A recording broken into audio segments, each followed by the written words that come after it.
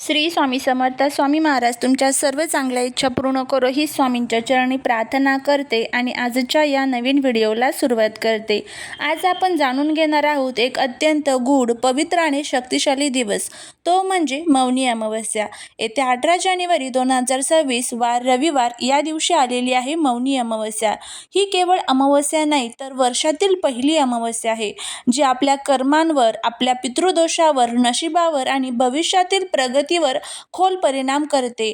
जर या दिवशी आपण योग्य नियम पाळले, योग्य उपाय केले आणि पितरांना तृप्त केले तर अनेक लोकांचे अडथळे, दारिद्र्य, नोकरीतील अडचणी, विवाह अडथळे, संतती अडथळे, पितृदोष हे सर्व हळूहळू दूर होण्यासाठी मदत होत असते.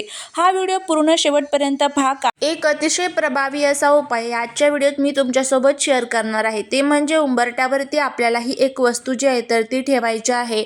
हे ठेवल्यामुळे शत्रू तुमच्या समोर गुडघे टेकवेल, 7 पिढ्यांचं दारिद्र्य संपेल आणि आपल्या मनातील इच्छा सुद्धा पूर्ण होतील. लक्ष्मी धावत घराकडे येईल. हा उपाय कसा करायचा, कोणत्या वेळेत करायचा याबद्दलची संपूर्ण माहिती आज या व्हिडिओमध्ये मी तुमच्यासोबत शेअर करणार आहे. त्यामुळे तुम्ही हा व्हिडिओ स्किप न करता शेवटपर्यंत पहा. जर तुम्ही या चॅनलवरती नवीन असाल तर चॅनलला सबस्क्राईब करा आणि असेच माहितीपूर्ण नवनवीन व्हिडिओ पाहण्यासाठी बेल आयकॉनलाही प्रेस करा, म्हणजे जेव्हा कधी मी नवीन व्हिडिओ अपलोड करेल त्याचं नोटिफिकेशन सर्वात अगोदर तुम्हाला भेटेल आणि तुम्ही एक पण व्हिडिओ मिस करणार नाही. त्याचबरोबर कमेंटमध्ये श्री स्वामी समर्थ लिहायला अजिबात विसरू नका, जेणेकरून स्वामींची तुमच्या कुटुंबावर, मुलांवर अगदी भरभरून अशी कृपा होईल. मौनी म्हणजे शांतता आणि अमावस्या म्हणजे मनाचा आणि कर्माचा शून्य बिंदू. मौनी अमावस्या म्हणजे असा एक दिवस ज्या दिवशी मन शांत ठेवणे, वाणीवर संयम ठेवणे, अंतर्मुख होणे, पितरांचे स्मरण करणे याला विशेष महत्त्व आहे. पुराणांमध्ये सांगितलेलं आहे, या दिवशी मौन पाळल्यास हजारो जपाचे फळ मिळते.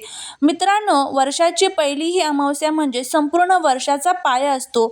या दिवशी आपण जे करतो तसे विचार निर्माण होतात, तसे कर्म बळकट होतात, तसे परिणाम पुढे चालतात. म्हणूनच ही अमावस्या नशीब बदलवणारी अमावस्या मानली जाते. या दिवशी पितृलोक पृथ्वीच्या सर्वात जवळ येतो. सूक्ष्म शक्ती जागृत असतात. पूर्वज आपल्या कुटुंबाकडे पाहत असतात, आपले स्मरण आणि श्राद्ध स्वीकारतात. म्हणूनच या दिवशी केलेले दान, सेवा, दिवा, जल अर्पण हे थेट पितरांपर्यंत पोहोचते असं म्हटलं जातं. या दिवशी काय करावे? सकाळी ब्रह्ममुहूर्तात लवकर उठावे, त्यानंतर स्वच्छ पाण्याने स्नान करावे. शक्य असल्यास पाण्यात तीळ आणि गंगाजल मिसळून स्नान करावे. मौन पाळण्याचा संकल्प करावा. पूर्ण दिवसभर नाही जमले तरीही किमान 1 तास मौन अवश्य पाळणे केले पाहिजे. हे मौन मन शांत करते, पितृकृपा वाढवते, नकारात्मक ऊर्जा कमी करते. देवघर या दिवशी स्वच्छ करून दिवा लावा. तुपाचा किंवा तिळाच्या तेलाचा हा दिवा नक्की लावावा. त्याचबरोबर ओम नमः शिवाय किंवा ओम पितृदेवताभ्यो नमः या मंत्राचा जप आवर्जून करा. या दिवशी काही गोष्टी आपल्याला प्रामुख्याने करायच्या नसतात. त्यामध्ये खोटे बोलू नका, कोणाचा अपमान करू नका, मांस, मद्य सेवन टाळा, वाद, भांडण टाळा, केस नखे कापू नका, उगाच राग धरू नका. लक्षात ठेवा, या दिवशी केलेले चांगले वाईट कर्म अनेक पटीने फळ देत असते. या दिवशी टाळायच्या सर्वात मोठ्या ज्या चुका आहेत तर त्या म्हणजे पितरांची थट्टा आणि दुर्लक्ष करू नका. हे काही खरे नाही अशी नकारात्मक कृती घरामध्ये ठेवू नका. दान करताना अहंकार ठेवू नका. उपवास करून राग करणे टाळा. संध्याकाळी अंधारात दिवा न लावणे हे चुकीचं आहे. त्यामुळे आपल्या घरामध्ये या दिवशी आवर्जून आपल्याला दिवा लावायचा आहे. या चुका पितृदोष वाढवतात, त्यामुळे या गोष्टी आपल्याला आवर्जून पाळायच्या असतात. मौनी अमावस्येला सेवा म्हणजे सर्वात मोठी पूजा. कोणतीही सेवा श्रेष्ठ असते तर गरजू व्यक्तीला अन्न दान करणे, वृद्धांना वस्त्र देणे, गरीब मुलांना वही पेन देणे, गाईला चारा देणे, कुत्र्याला भाकर देणे. सेवा करताना मनात फक्त एकच भाव ठेवा, हे माझ्या पितरांच्या नावाने आहे. मौनी अमावस्येचे प्रभावी काही उपाय म्हणजे काळ्या तिळाचे दान करा, पाण्यात तीळ टाकून सूर्याला अर्घ्य अर्पण करा, शिवलिंगावर जल अर्पण करा, पिंपळ झाडाभोवती 7 प्रदक्षिणा घाला. हे उपाय अडथळे कमी करतात, नोकरी व्यवसाय सुधारतात आणि घरातील अशांती कमी करतात. सर्वात प्रभावी उपाय अजून आपल्याला करायचा आहे तो म्हणजे आपल्या पितरांसाठी आपल्याला दिवा लावायचा आहे। या उपायाने काय होतं तर पितृदोष शांत करतो, मनोकामना पूर्ण होण्यास मदत करतो, घरात अदृश्य संरक्षण निर्माण होते। पितर म्हणजे फक्त मरण पावलेली पूर्वज नाही तर आपल्या कुळाचे रक्षक, आपल्या नशिबाचे अदृश्य मार्गदर्शक, आपल्या कर्माचे साक्षीदार, आई वडील, आजी आजोबा, पणजोबा, ज्यांनी आपल्यासाठी कष्ट केले, ज्यांच्या आशीर्वादावर आपले अस्तित्व आहे तेच आपले पितर। शास्त्रात सांगितलेलं आहे देवापेक्षा आधी पितर तृप्त झाले तर देव स्वतः प्रसन्न होतात। मौनी अमावस्या ही पितृलोकासाठी विशेष द्वार उघडणारी तिथी आहे।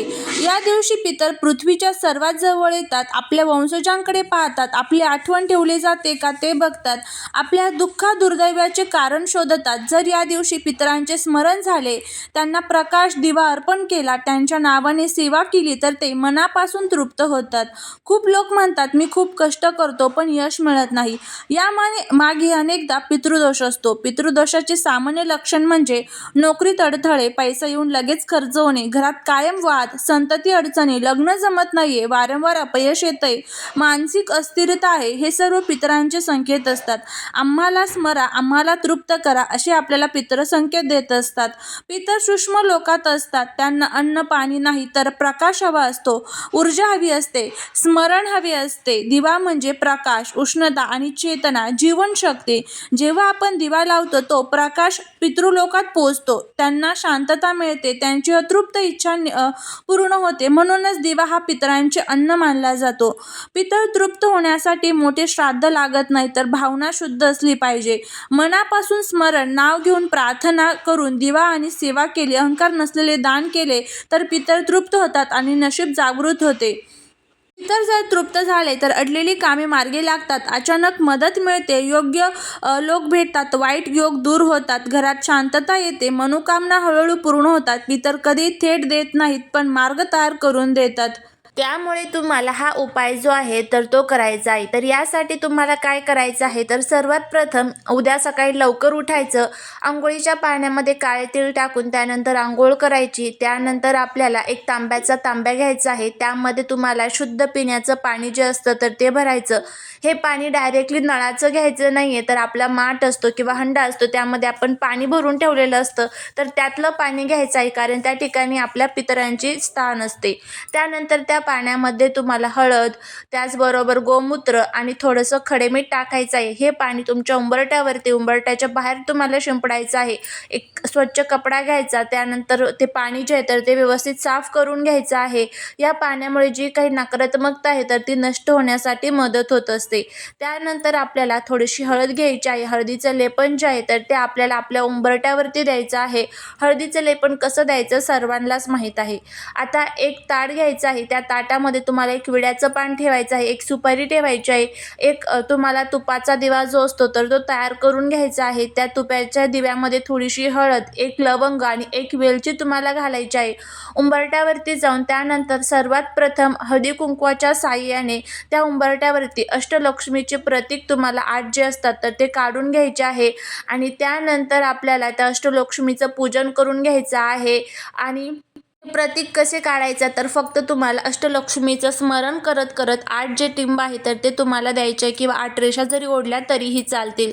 त्यानंतर आपल्याला हे जे विड्याचं पान आणि सुपारी आहे तर ती आपल्या हातामध्ये घ्यायची आहे आणि ज्या ठिकाणी अष्टलक्ष्मीचं प्रतीक काढलेलं आहे तर तिथेच खाली तुम्हाला हे पान ठेवायचं, त्यावरती ती सुपारी ठेवायची। त्यानंतर त्या सुपारीवरती हळदी कुंकू अक्षता अर्पण करायचं, भगवान विष्णूंचं स्मरण करायचं आणि तुम्हाला प्रार्थना करायची आहे की हे माता लक्ष्मी माझ्या जीवनातील सर्व अडचणी दुःख संपून जाऊ दे, घरामध्ये सुख शांती नांदू दे। आणि जो दिवा आणलेला आहे तर त्या दिव्याच्या साहाय्याने ओवाळून घ्यायचा आहे। अशा पद्धतीने हा उपाय करायचा, दिवा तिथेच ठेवायचा आहे।